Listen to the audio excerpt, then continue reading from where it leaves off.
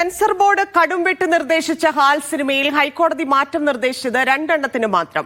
ഇതിനുശേഷം വീണ്ടും സെൻസർ ബോർഡിനെ സമീപിക്കണമെന്നും കോടതി നിർദ്ദേശിച്ചു.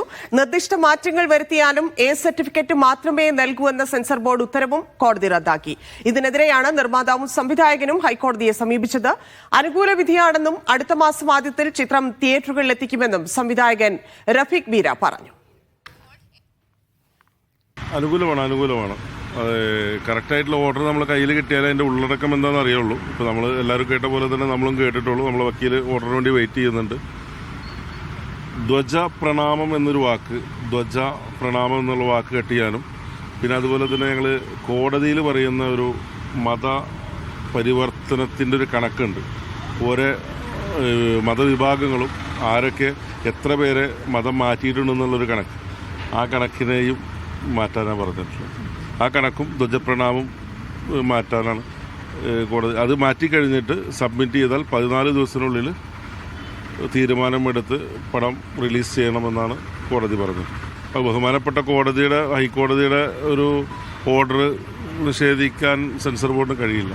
അല്ല, വീണ്ടും സെൻസർ ചെയ്യണം. സെൻസർ സർട്ടിഫിക്കറ്റ് നമുക്ക് ഓൾറെഡി ഇഷ്യൂ ആയിട്ടില്ലല്ലോ. അത് ഇഷ്യൂ ചെയ്ത് തരണമെന്നാണ് ഉദ്ദേശിച്ചിട്ടുണ്ടാവുക. ഈ 2 മാറ്റമാണ് ഹൈക്കോടതി നിർദ്ദേശിച്ചത്. ഈ 2 മാറ്റം വരുത്തിയിട്ട് 14 ദിവസത്തിനുള്ളിൽ, അപ്പോൾ നമ്മൾ അടുത്ത ദിവസങ്ങളിൽ നമ്മൾ സബ്മിറ്റ് ചെയ്യും.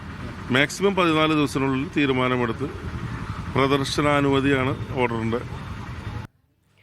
അഹമ്മദ് മുസ്തഫ ചേരുന്നുണ്ട്. മുസ്തഫ, സിനിമ തിയേറ്ററുകളിൽ എത്തിക്കേണ്ടതുകൊണ്ട് സിനിമാ പ്രവർത്തകർക്ക്, പ്രത്യേകിച്ച് ഇതിന്റെ സംവിധായകന് അത് അനുകൂല വിധിയായിട്ട് തോന്നും. പക്ഷെ എനിക്കത് തോന്നുന്നില്ല. കാരണം സിനിമ കോടതിയിൽ എത്തിക്കുക, ആ കോടതിയിൽ നിന്ന് വീണ്ടും 2 വെട്ട് നിർദ്ദേശിക്കുക, ബാക്കി വെട്ടുകൾ വേണ്ടെന്ന് പറയുക, അത് വീണ്ടും സെൻസർ ചെയ്യുക, എ സർട്ടിഫിക്കറ്റ് എന്താക്കും, സെൻസർ ബോർഡ് ഇതുവരെ കണ്ടെത്തിയ പ്രശ്നങ്ങളൊന്നും അതിന് ബാധകമല്ലേ എന്ന് ചിന്തിക്കേണ്ടി വരിക. മാത്രവുമല്ല, വീണ്ടും സെൻസർ ചെയ്യുമ്പോൾ സെൻസർ ബോർഡ് ഈ 19ൽ 2 എണ്ണം കളഞ്ഞാൽ ബാക്കി 17 എണ്ണവും സെൻസർ ബോർഡ് വീണ്ടും അപ്രൂവ് ചെയ്യാനുള്ള സാധ്യതയാണ്. അങ്ങനെയെങ്കിൽ അതൊരു നാടകമല്ലേ? അങ്ങനെ നിരവധി ചോദ്യങ്ങൾ ഈ വിഷയത്തിൽ പലർക്കും ഉയരാൻ സാധ്യതയുണ്ട്. ഇപ്പോൾ കോടതി നിർദ്ദേശിച്ചിരിക്കുന്നത് എന്താണ്? അതിൽ ഈ സംവിധായകൻ പറയുന്ന ആശ്വാസം എന്താണ്? ഇനിയുള്ള നടപടികൾ എങ്ങനെയാണ്?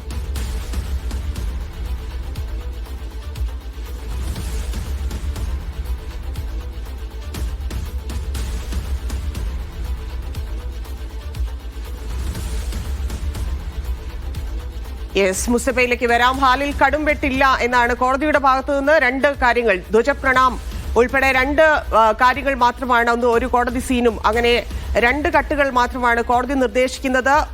ആവിഷ്കാര സ്വാതന്ത്ര്യത്തിൽ കോടതി ഇടപെട്ട് 2 കട്ട് നിർദ്ദേശിക്കുന്നു എന്നൊരു കാര്യം സംവിധായകനെ സംബന്ധിച്ച് നേരത്തെ സൂചിപ്പിച്ചതുപോലെ ഇത് എങ്ങനെയെങ്കിലും തിയേറ്ററുകളിൽ എത്തിക്കുക എന്നുള്ളതായിരിക്കാം സിനിമയുമായി ബന്ധപ്പെട്ട് നിൽക്കുന്നവരെ സംബന്ധിച്ച് ഇതൊരു ആശ്വാസകരമായ വാർത്തയാകുന്നത്, കോടതിയുടെ ഇടപെടൽ ആശ്വാസമാവുന്നത്. അതിനപ്പുറത്തേക്ക് വീണ്ടും ഇത് സെൻസർ ചെയ്യണം.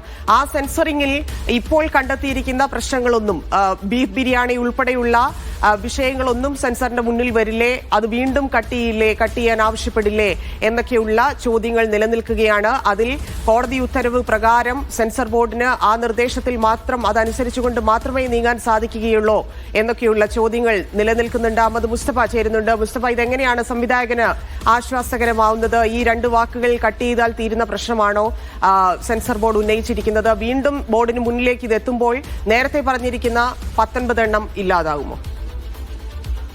പ്രധാനപ്പെട്ട ചില മാറ്റങ്ങൾ സിനിമയുടെ കാതലായ ഭാഗങ്ങളെ ഉൾപ്പെടെ ബാധിക്കുന്ന രൂപത്തിലായിരുന്നു. ഈ സിനിമയുടെ ആകെത്തുക എസൻസിനെ തന്നെ അടിമുടി മാറ്റുന്ന രൂപത്തിലായിരുന്നു സെൻസർ ബോർഡിന്റെ നിർദ്ദേശങ്ങൾ. മാത്രമല്ല, ഇപ്പറയുന്ന നിർദ്ദേശങ്ങൾ 10-15 നിർദ്ദേശങ്ങൾ ഉണ്ടായാൽ തന്നെ അതെല്ലാം പാലിച്ചാൽ പോലും എ സർട്ടിഫിക്കറ്റ് നൽകും എന്നാണ് സെൻസർ ബോർഡ് ഒരു മറുപടി കത്തിൽ ഇവരെ അറിയിച്ചത്. പക്ഷേ ഹൈക്കോടതി ആദ്യം തന്നെ ആ എ സർട്ടിഫിക്കറ്റ് നൽകുമെന്ന ഉത്തരവ് റദ്ദാക്കി.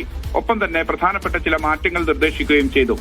1, 2, 3, 4 ഉൾപ്പെടെയുള്ള നേരത്തെ CBFC നിർദ്ദേശിച്ച എക്സിക്യൂഷൻ, അതിന് കാര്യമായ പ്രശ്നങ്ങളില്ല. മറിച്ച് 5, 6 കോളത്തിൽ പറഞ്ഞ ചില ഭാഗങ്ങൾക്കാണ്. നിലവിൽ ഉത്തരവിന്റെ കോപ്പി കൂടി ലഭിച്ചാൽ ഏതൊക്കെയാണ് കൃത്യമായി നമുക്ക് മനസ്സിലാകും.